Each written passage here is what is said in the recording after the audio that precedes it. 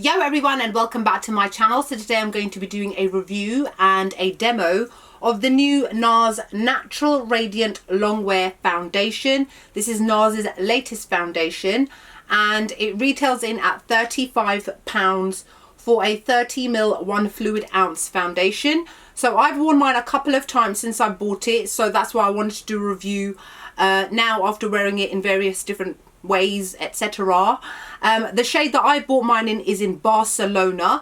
Now the reason that I bought it in Barcelona, because I bought it blindly offline, is because in the Sheer Glow I'm in Barcelona, as well as any other Nars foundation. I can't even remember what some of them were called, so I'm just going to keep talking about Sheer Glow because it's just one I can remember. So there are 33 shades altogether, which is amazing.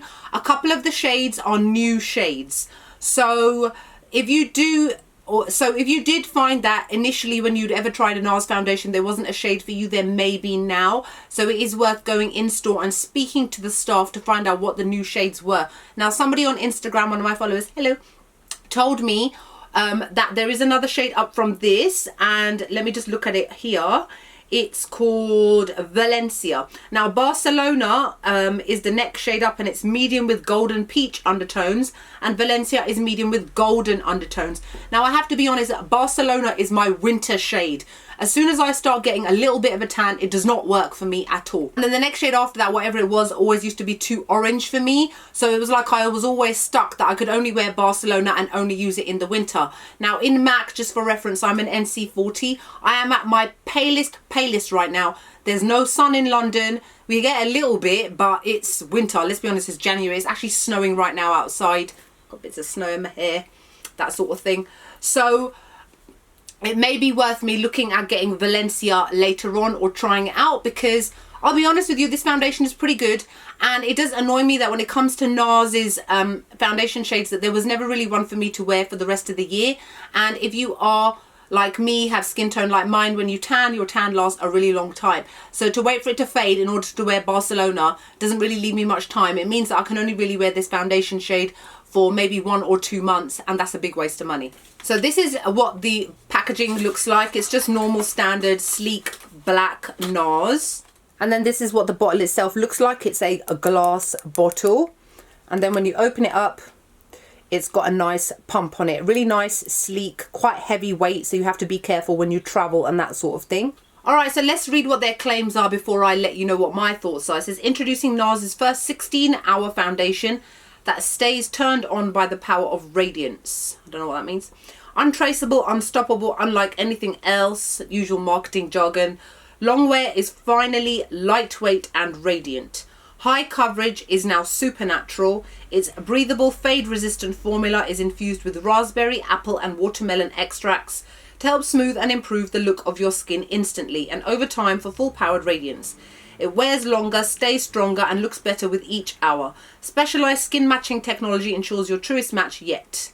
Your future looks radiant with blah blah blah. Okay, so it says that it is medium to full buildable coverage foundation, and for the skin type it is normal, combination, oily skin types. Finish is natural and radiant finish. Yes, I agree. I don't know why some people have been going out there saying that this is their first full coverage foundation. This is definitely not full coverage. It is a medium to buildable coverage foundation. Full coverage are ones like Huda Beauty Faux Filter, Jouer Essential Coverage Foundation, Kat Von D Lock-It Foundation. Those are full coverage. So this is definitely a medium to buildable coverage foundation. In terms of 16-hour foundation, firstly, I don't know who wears it for that long, but let's be honest, if you go to work in the morning, after work you go out to meet your mates and you don't come home till late in the day, you've definitely got it on for longer than 16 hours. Lightweight, yes, it's definitely a very lightweight foundation. It's almost like a moussey texture, but definitely it's quite runny, but not really runny. So it's just lightweight, I would say, yes. Natural finish, yes, I would say it gives a natural finish. Breathable, fade resistant formula. Don't know about fade resistant. I mean, I noticed on my skin in particular, after about 10 hours, I would say that the color had faded slightly. I was starting to get oily in my T-zone area as well, and this is despite the fact that I do powder it down as well. And it says that with the raspberry and all the other fruits that are thrown in there for your 5 a day, it will help to smooth and improve the look of your skin over time. So again, this is one of those ones which they claim to have skincare benefits, but it's something that you would not necessarily see the benefit of unless you wear it for a really long time. For any kind of skincare product, for your skin to really adapt and get used to it and get the full benefits of it, you have to wear something for at least 6 months. So that's just their marketing ploy of getting you to wear it for a very, very long time. It wears longer, stays stronger, and looks better with each hour. Well, not really, because to be honest, as soon as I put on a foundation straight away, it should look best to me at that point or within that hour, once it's settled onto your skin and once the natural oils have come out. So I dispute that claim. Skin matching technology ensures your truest match. I don't know why Nars always say that, because your shade is your shade. It's not like I'm going to put dark brown on my face and all of a sudden it's going to match my skin. So I don't know why they say that. There are 33 shades, however, which is great. So hopefully there should be a shade for everybody. So yeah, so that's their claims and that's what I have to say about it. Personally, I think it's an okay foundation. I would give it an 8 out of 10. I definitely don't think it's my best foundation I've ever bought. I also don't know if it's something that I would definitely repurchase. I definitely prefer the Fenty foundation. I definitely prefer the Jouer High Coverage foundation, and I actually prefer Nars's Sheer Glow to this. Now, even though Nars's Sheer Glow is called Sheer Glow, we all know that that name is, again, it's a silly name because it's actually a kind of a demi matte foundation. Now this one I would say dries to a semi matte finish. It gives a very nice and natural finish. And it also says it's transfer resistant and sweat resistant. No, I do find that it transfers slightly. If I touch my hand to my skin, even after about an hour, it will come off onto my hands. And sweat resistant, not really, because as I said, after about 8 hours, 8 to 10 hours, I do see my natural shine coming through. And you can call that sweat, you can call it shine, you can call it whatever you want. But to me, it all comes under like the same category. So it's definitely, like I said, got like a semi-matte sort of finish, a kind of a mix between matte and dewy. So we would call that a natural finish, which a lot of people do like. I prefer natural finish foundations to anything. I prefer semi-matte, demi-matte, whatever you want to call it. It's just a name at the end of the day for something which is half and half. But I do find, because it is quite lightweight, so I'm just shaking it because I'm getting ready to do my demo. It applies to the skin really beautifully. It glides onto the skin a little bit, goes a really long way. You do have to powder it down, but if you don't powder it down, it's not the end of the world, because it does dry down to a very slightly tacky finish. But if you do want to then apply powders and blusher on top, it is always best to set your foundation with a powder to make it super smooth, so that your blushes and your other powders on top will glide on a lot more easily. If you leave it slightly tacky, and that goes with any foundation, you will find that your blush and your contour and whatnot will drag and snag and get patchy in areas, because it's still got kind of wet sort of liquid underneath. You can work with this at your own pace. It doesn't dry straight away, but obviously if you leave it on for ages and don't blend it, it's going to be more difficult to blend. I find using a normal, any kind of brush works well with this. I've got my Morphe M439 buffing brush to use today. You can use a beauty blender as well, but just remember that when you use a damp beauty blender, it will shear out your foundation, especially if your foundation is not that thick, and this is not that thick. It will shear it out, and part of your foundation will also end up in the sponge, so you will have less on your face than you initially thought. I don't find that it clings to any texture on my face. I don't find that it emphasizes any pores. It just gives me a really nice, healthy, natural sort of finish, which is not necessarily a bad thing. So that's the reason why I've decided today to give it an 8 out of 10. I think it's pretty good, but there are a few cons in there. Like I said, I do not think that this is something that would last 16 hours. You would definitely have to start powdering down your skin. I've got normal to combination skin, so you can imagine if you have oily skin, you're probably going to start looking oily a little bit sooner. So make sure you use your usual mattifying primer and use powder to powder down your face as well. If you've got dry skin, I don't anticipate that it will cling onto any patches. I've got, I think, a little bit of dryness on my skin because I had skin lasering done and I had to shave my face, and my face don't like being shaved. So I've noticed a few areas where I've got 1 or 2 spots and it's got dryness around it, and I didn't find that that clung to it and it didn't make them more obvious. So the first thing I'm going to do is I'm going to prime my face, and I'll be using my usual The Ordinary High Adherence Silicone Primer. I've already moisturized my skin using my Embryolisse cream. And I don't know if you've noticed around here, I dyed my hair before I did this video, by the way. I've got hair dye on my forehead. So I'm going to have to use some of the foundation to try and cover it up. So make sure you shake the bottle well. And then for me, I find because when you pump it out, not a lot comes out at once, which is not a bad thing. It means you are in control of the amount that comes out. I find about 3 to 4 pumps is enough to cover my face and add a little bit to the extra areas that I have, which need a little bit more coverage. So here you can see what the texture is like. You can see it's very slowly starting to drip. So it's kind of mid consistency. It's not too thick, it's not too thin, it's very lightweight. So here you can see I've kind of evenly distributed it across my face. I look great. I've got a little bit extra on my hands, which I will use in a minute. So I'm just going to use my brush now to buff it all in. You can see how easily it blends into the skin with almost no effort at all.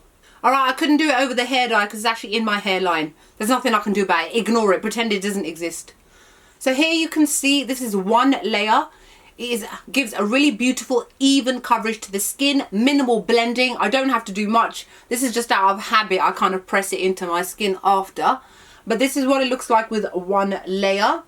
See, I can still see my beauty spot right there, which shows how strong the coverage is. It is definitely a medium coverage foundation. So this extra bit that I've got left here, I'm just going to dot it into my usual problem areas on my scar here.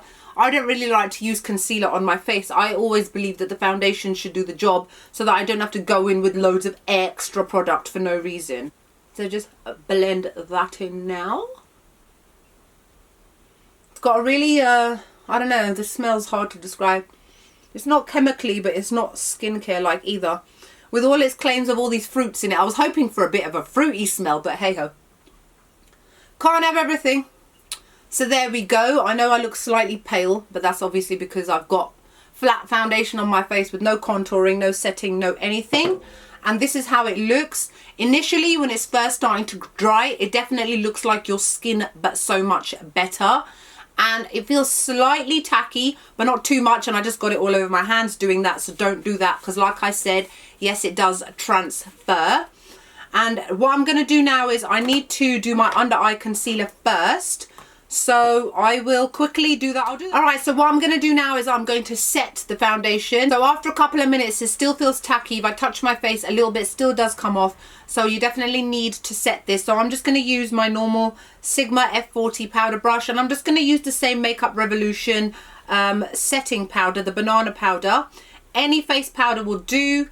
But as I said, because this is an exact match to my skin, if I use any translucent supposedly or white tinged powder, I will look too pale. So I am going to use this because it is a yellow toned powder. I know it might seem like I'm putting on a lot, but it's such a light amount, like I've still got loads still in the lid where I put it in. It's just about distributing the powder and using whatever's left on your brush to just kind of press it into your skin. And that's it. My face feels lovely and soft and beautiful. And I'm very happy with how it looks. All right, so I'm just going to finish off the rest of my face and I will be back in a minute to finish off the review. And I'm back. Channeling Pink Barbie today. Barbie. They're from Misguided. Even though this is a Mickey Mouse. Never mind. Anyway, so I've finished my foundation off now. And I finished off the rest of my makeup. On my lips, I'm wearing Stila's Patina Shimmer Stay All Day Liquid Lipstick because I'm obviously pinking it out today. So yeah, so now that the foundation has been set with the setting powder, it looks lovely, it looks natural, it looks fairly flawless, it looks like my skin but so much better. So I definitely say that this is a foundation worth looking into. But if you are going to ask me to compare it to the Sheer Glow, my preference would always be with the Sheer Glow because I prefer ones which have got a little bit more of a matte kind of give to it, and I prefer the coverage of it too. Whereas this one, its coverage is pretty good. I like the way that the Sheer Glow performs throughout the day rather than how it just looks when you've had it on for a couple of minutes. because this one looks all good and well right now, but I know after about 8 to 9 to 10 hours I am going to start looking a bit shiny, and that's when I see a little bit of separation happening as well, and I don't find that happens with the Sheer Glow. So that's just something to bear in mind. Remember, Sheer Glow is one of the most popular foundations in the world. It's been around for God knows how long. There's a reason for that, but obviously this is a brand new foundation, and I just wanted to let you guys know what my thoughts were of it. I wanted to show you a demo and just let you guys come to your own decision and your own conclusion yourself. So I hope you guys enjoyed this video. If you've got any comments or questions regarding this foundation in particular, let me know below. Other than that, I hope you guys are wonderful and you're great, and I'll see you all in the next video. Bye.